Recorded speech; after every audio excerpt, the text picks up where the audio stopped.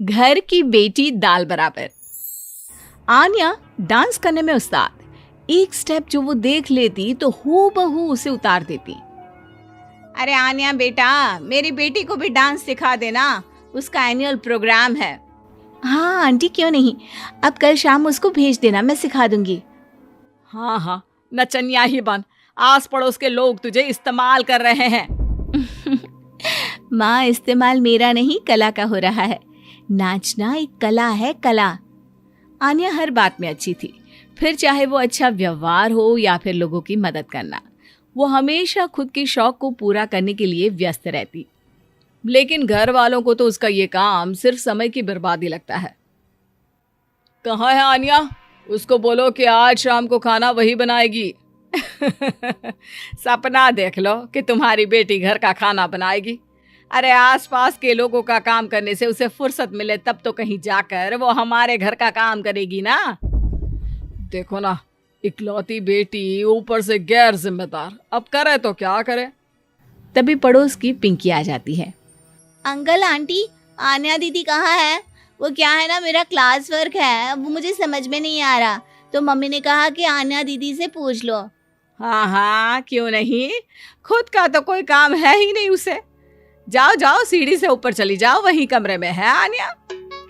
एक रोज शहर में डांस कंपटीशन वाले लोग आते हैं, जहां आन्या का डांस सबको पसंद आता है। क्या बात है, छोटे से शहर में इतना टैलेंट? बेटा, कौन सिखाता है आपको? कोई नहीं सर, वो क्या है ना, मैं टीवी देखकर सीख जाती हूँ। अरे वाह, और आपके मम्मी पापा कहाँ हैं? वो नहीं आए? नहीं, वो लोग नहीं आए हैं। आन्या कंपटीशन जीत जाती है और घर में टीवी वाले आन्या का इंटरव्यू लेने आते हैं। अरे क्या है, कहाँ घुसे जा रहे हो, क्या हो गया? आप आन्या की माँ है ना? वो क्या है ना, आपकी बेटी ने डांस का कंपटीशन जीता है, हमारे शहर के लिए ये गर्व की बात है, तो हम लोग उनका इंटरव्यू लेने आए हैं। ओहो, बड़ा तीर मारा हो जैसे। अरे उसे आता ही क्या है डांस के सिवा, कुछ और करती तो शायद गर्व होता। तभी वहां आन्या आ जाती है और पत्रकारों को इंटरव्यू देती है। उसी रोज पिता के ऑफिस में। देखो तो आजकल के बच्चे कितने स्मार्ट हैं, धन्य है ऐसे बच्चों के माता पिता को। और किस्मत वाले होते हैं ऐसे माता पिता, वरना मेरी बेटी तो किसी काम की नहीं, सारा दिन बस नाच गाने में ही दिमाग लगाती रहती है। अरे वो बच्ची हमारे शहर की ही है, कितना नाम कमा रही है डांस में, हम तो उसकी बात कर रहे हैं। अच्छा, कोई डांस में भी नाम कमा सकता है? अरे दे देना भाई पेपर की कटिंग, दिखाऊंगा आन्या को भी मैं। क्या नाम बताया? आन्या? यही तो नाम है मेरी बेटी का, आन्या शर्मा। बड़े उम्मीद से रखा था कि कुछ अच्छा नाम कमाएगी, लेकिन नहीं। आजकल के बच्चों को माँ पापा की इमोशन की कदर है क्या? अरे ये देखिए, इस बच्ची का नाम भी आन्या शर्मा ही है, जो पूरे शहर का नाम रोशन कर रही है। पिता अखबार देखते हैं तो सामने बेटी की ही फोटो रहती है। लेकिन ये क्या, जिस फोटो को देखकर हर कोई गर्व कर रहा था, पिता को उस पे कुछ भी खास दिखाई नहीं देता। हमारी ही औलाद है ये, पता नहीं कब कहाँ जाकर नाम लिखवाती है, मुझे तो पता भी नहीं है। अरे शर्मा जी, जरा मिलवा दीजिए ना अपनी बच्ची से, मैं अपनी बेटी को भी ऐसा ही बनाना चाहती हूँ। मेरी बेटी को कुछ टिप्स दे देगी करियर को लेकर। अच्छा, ये दिन आ गया आपकी बेटी के, ले आइए कभी भी, लेकिन बाद में अफसोस ना करिएगा। सभी को आन्या के पिता की बात पर हैरानी होती है कि इतनी टैलेंटेड लड़की के माता पिता आखिर उससे चाहते क्या है। पिता घर आते हैं और माँ से कहते हैं, पता है तुम्हारी लड़की क्या कर रही है, या फिर ऐसे ही व्यस्त रहोगी हमेशा? अरे पता है मुझे, पर आपको कैसे पता चला? अरे कुछ पत्रकार आए थे, पता नहीं कहाँ कौन सा कंपटीशन जीत कर आई है। नजर रखा करो उस पर। तभी वहां पड़ोसन आ जाती है, जो पति पत्नी दोनों ही डॉक्टर होते हैं। नमस्ते भाभी, बधाई हो आपको आन्या की कामयाबी की। भाई भगवान बेटी दे तो ऐसी। कहाँ है वो?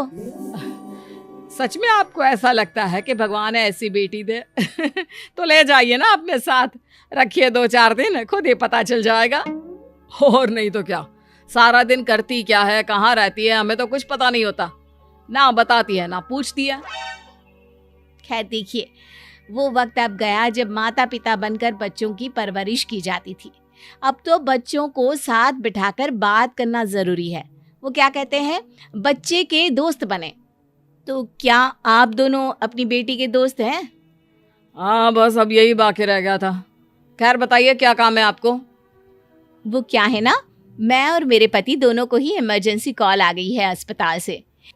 मेरी बेटी आन्या की अच्छी दोस्त है, तो मैं क्या उसे आन्या के पास छोड़ दूं अगर वो फ्री है तो? माँ कुछ बोलती उतने में ही आन्या आ जाती है। वाह आंटी, क्यों नहीं, मैं फ्री ही हूँ, आप निश्चिंत रहिए, मैं उसका पूरा ख्याल रखूंगी। थैंक्स बेटा। वो अपनी बेटी उनके घर छोड़ जाती है, जो आन्या की उम्र की ही होती है। ये क्या मजाक है आन्या? हम लोगों को सोना भी होता है और हर घर का अपना कायदा होता है। मुझे बिल्कुल पसंद नहीं है कि तुम किसी को भी घर में घुसा लो। धीरे बोलिए पापा, कैसी बात कर रहे हैं? अंकल आंटी डॉक्टर है, पता है ना डॉक्टर का फर्ज क्या होता है। अगर वो किसी की जिंदगी बचा रहे हैं तो क्या हमारा फर्ज नहीं बनता कि हम भी उनकी किसी न किसी तरह से मदद करें? आपको तो पता है घर पर अकेले रहना कितना अनसेफ है। हाँ, तो दुनिया को सेफ करने का जिम्मा तू नहीं ले रखा है? अरे बहुत महंगे अस्पताल के डॉक्टर हैं वो लोग, खूब पैसा मिलता होगा, लेकिन ये नहीं कि मेड रख ले। क्या कहती आन्या, कैसे माँ पिता को समझाती कि किसी की मदद करना कोई बुरी बात नहीं है। खैर कुछ महीनों बाद आधी रात को माँ जोर जोर से चिल्लाकर आन्या के कमरे में जाती है। बेटा बेटा आन्या, पापा के सीने में दर्द हो रहा है, बेटा कुछ कर। हाँ माँ, मैं डॉक्टर को फोन करती हूँ। आन्या डॉक्टर को फोन करती है, लेकिन माँ डॉक्टर को तो आने में काफी वक्त लग जाएगा, मैं पिंकी के पापा को बुला लाऊं? अरे वो नहीं आएंगे बेटा, वो लोग बहुत बड़े डॉक्टर हैं और हम लोगों के पास इतने पैसे भी नहीं है। माँ, मैंने डांस कंपटीशन में जो पैसे जीते थे वो है मेरे पास, आप चिंता ना करें, बस पापा का इलाज करवा ले। आन्या के कहने पर वो बड़े डॉक्टर ना सिर्फ आन्या के पापा का इलाज करते हैं, बल्कि उन्हें ठीक करके घर भी ले आते हैं। आज मैं सिर्फ अपनी बेटी की वजह से बच गया। भगवान सबको ऐसी बेटी दे।